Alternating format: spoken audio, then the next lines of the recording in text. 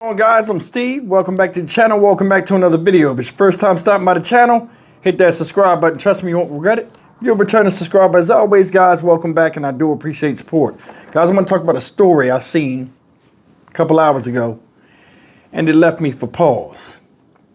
Not from what happened, but from the backlash of the occurrences that has happened and who's being blamed for this. What I'm talking about is there was a police chase Monday in Atlanta, Georgia, shout out ATL, in which a 23-year-old woman was driving erratically. Georgia State Police got behind her. The chase went through a certain part of the business district of Atlanta, in which this woman T-boned another car with this guy in the car. I forgot his name, where he died on the scene. Running from police. She ran a red light, T-boned this guy. Her car crashed out of control. She had minor injuries. She's arrested now, but this guy lost his life. Now, I'm going to show you the original story. I'm going to come back and show you what the advocates are saying and whose fault it is. For some odd reason, I ain't surprised by this dumbness. Take a look. Innocent teen is dead tonight after being caught in the path of a police chase in Atlanta's Little Five Points neighborhood. Earlier today, 19-year-old Cooper Schenke died after being T-boned by a woman who was running from police. Fox 5's Tyler Fingert is live at the scene with more on what we're learning. What did you find out, Tyler? Yeah, Christine, good afternoon to you. The high-speed T-bone crash happened right at the intersection of McClendon Avenue and Moreland Avenue in the heart of Atlanta's Little Five Points neighborhood. A store nearby captured the dramatic crash on camera, and you could just see how violent it was because the vehicles ended up about 50 feet away. You can actually still see some of the remains on the actual asphalt there. State troopers returned to Little Five Points Tuesday afternoon to continue investigating the deadly wreck that claimed the life of 19-year-old Cooper Schenke, who was killed when they say a woman running from a state trooper ran a red light. This is the moment the collision happened just before 8 Monday night. It was just heartbreaking. Patrice Hull owns Stuff We Want to Say on Moreland Avenue. Her security camera captured the collision that claimed Schenke's life. It was unthinkable because it came so fast, and I thought this cannot be a regular occurrence. The Georgia State Patrol says a trooper was chasing 23-year-old Faduma Mohammed after she was spotted speeding and weaving in and out of traffic on I-20. The pursuit continued on Moreland Avenue, where GSP says Mohammed continued driving dangerously until she ran a red light and crashed into Schenke's driver's side. When I rewatch the footage, you'll see a young lady trying to get out of the way to maneuver away from the car that almost hit her. Investigators say Mohammed, who suffered non-life-threatening injuries, will face a number of charges, including vehicular homicide, murder, and reckless driving. Hull says the area is known to be dangerous for both drivers and pedestrians. She says while the crash was different than most she sees, she believes it highlights the big problems people face moving through this popular area. I hate that a tragedy is what caused people to understand how dangerous the areas are, but I do hope that someone takes a note of it. The Georgia State Patrol continues to investigate the chase and crash along with the agency's Internal Affairs Division. Local lawmakers and advocates are planning a news conference for tomorrow afternoon to advocate for the ending of high-speed police chases. We'll, of course, cover that for you. We are live in Atlanta's Little Five Points neighborhood tonight. Tyler Fingert, Fox 5 News. Tyler, thank you so much. Some people are pleading for change after a string of deadly police chases and crashes. The most recent incident just happened on Monday night in Little Five Points. Atlanta News First Blake Devine is at that intersection live for us. And Blake, the victim who was killed in this crash was only a teenager. That is right, Rick and Lana. We now know that Cooper Schenke was the person who was killed during this crash during a violent police chase. A memorial is now growing at the exact spot where it happened. We talked to nearby business owners who are pointing towards police as the ones to blame for yet another innocent life lost. This deadly police pursuit came to a crashing conclusion Monday night in Atlanta's Little Five Points neighborhood. We saw everyone running up the block. As we got up there, we saw the GSP pull up. It's really hard to, stomach the fact that we have a police chase coming straight through the middle of the city. Lanique Luckett is the owner of Earth Tone, a block away from where this happened. Georgia State Patrol says the chase started when 23-year-old Fadima Muhammad started driving erratically on I-20.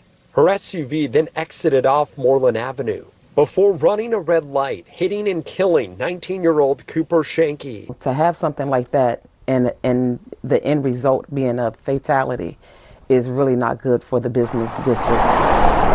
Devin Harrington Ward with the National Police Accountability Project called this crash an avoidable shame. Cooper is never coming home. And a mother has to do something that no mother wants to do, which is to bury their own child. Statewide, Georgia has one of the worst rates of police pursuit-led deaths. From 2019 to 2023, 195 people died during police pursuits, which is why Luckett believes the change must be made. There has to be some type of safer alternative to, pursuing cars on a high-speed chase through the city. Back out here live in a busy intersection at Little Five Points, lawmakers and advocates have planned a press conference which will take place at the crash site this afternoon. They will be calling on GSP to end all of its police pursuit practices. Reporting live in Little Five Points, Blake Devine, Atlanta News First. All right, guys, I gotta be honest with you. I think some motherfuckers just talk to be talking. Seriously. I'm going to show you something. You seen the two people talking? Dudes say, oh, it's unfortunate that somebody lost their life, but something got to be done about, guidelines of chasing people and stuff, these high-speed patrol. Listen, how is it the police fault that this motherfucker won't listen and stop the car? They got behind her, she hit the gas and took off. See the sister right here? Did you hear what she said? She blamed the police as well. So what should they do? What should they do when somebody breaks the law? They said in Atlanta alone, 195 people have died because of police chases. How is that the police's fault? 195 people died, if you paid attention, from people not complying. When the cops get behind your ass, you pull over. But nowadays, motherfuckers don't do that. For some odd reason, you got motherfuckers out here that will what? Rationalize irrational behavior. And it's always the police's fault. No matter what. This type of person you can't please them. They got the mindset. It's always somebody else's fault. They're theirs. That's one of the reasons why out here right now, this no accountability attitude people got us all fucked up. That's why I say what I say with the justice system. Motherfucker don't stop when you chasing them and they do some crazy shit like that. When you catch them, take them out. Because obviously they don't care about anybody else, including themselves. And it's always the motherfuckers that do the craziest crashes that survive and other people don't. You think about that. She ran a red light, 23 years old. I ain't gonna stop. Fuck it. Boom. So how is that the police's fault? Some odd reason we always got to turn this around and blame it on Whitey. You know what I'm saying? Always somebody else's fault, not the person doing the crime. So if we don't take the accountability of these people doing fuck shit out in the street, right? And stop chasing them, what do you think would happen? What do you think would happen? So now we can't chase criminals after they commit a crime or a misdemeanor. So what's next? Get rid of parking tickets, get rid of all of that stuff. So when somebody goes and steals a car or carjacks somebody at a gas station and runs off and the cop is there and the guy's like, hey, what are you gonna do? They just took my car. I can't chase them, I'm sorry. Then what? Then what? Motherfucker go rob a bank, take off, pew, down the street.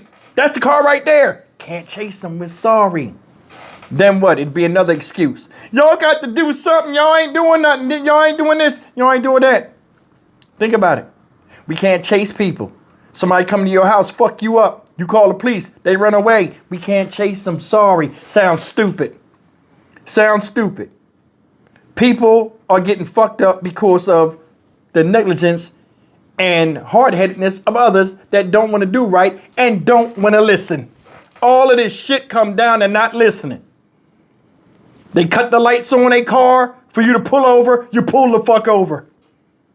That's the thing. Kids carjack cars, go on these joyrides. Some of them go out here purposely to get the police to chase them so they can live stream it, or just say, I was in a police chase and I was driving the car like a maniac and I got away from the police. What about them? Don't chase them? Don't chase them. What about the people whose car they stole? This is the stupidest shit you hear people come out the mouth. Then them always the motherfuckers with the what they need to do. They need to stop doing that. Okay, but if they need to stop doing that, then what should they start doing? Crickets. Crickets. I don't know, but they need to just stop doing that. Silly stuff. I don't pay that shit no mind. For real. I don't. And you know, I mean, this is one of the reasons, you know, I really, and I'm trying to say this without including everybody because everybody's not on this level.